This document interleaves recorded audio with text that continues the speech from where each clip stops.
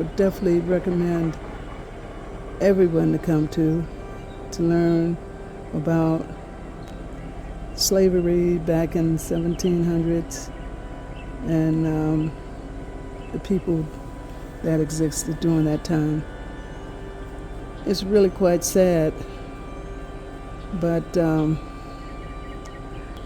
it's a plantation, and I had never been to a plantation before, and I'm not sure if any of you have gone to a plantation before, but it's an abundance of information that unfortunately I'm going to do a lot more research on.